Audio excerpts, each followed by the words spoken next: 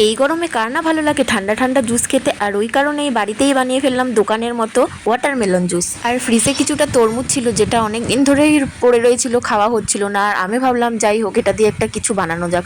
তো প্রচণ্ড গরম পড়েছিল, ওই কারণে আমি তরমুজটা বার করে সুন্দর করে স্লাইস করে কেটে নিয়েছি। তারপরে সেটাকে মিক্সার গ্রাইন্ডারের মধ্যে দিয়ে জুস বার করে নিয়ে সেটাকে ছাঁকনি দিয়ে ভালো করে ছেঁকে নিয়েছি।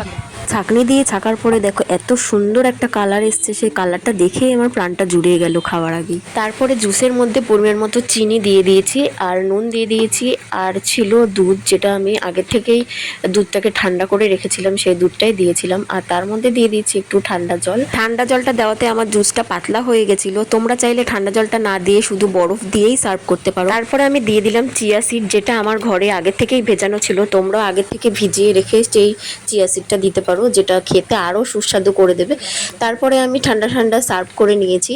আর বাড়িতে যদি কোনো গেস্ট এসে থাকে তো ইনস্ট্যান্ট এরকম একটা জুস বানিয়ে খাইয়েও দেখবে তাদের দিল খুশ হয়ে যাবে। আর আমার ভিডিওটা কেমন লাগলো অবশ্যই কমেন্টে জানিও, আর আমার চ্যানেলটাকে সাবস্ক্রাইব করে দিও। আর দেখা হচ্ছে পরের ভিডিওতে। তো চলো টাটা।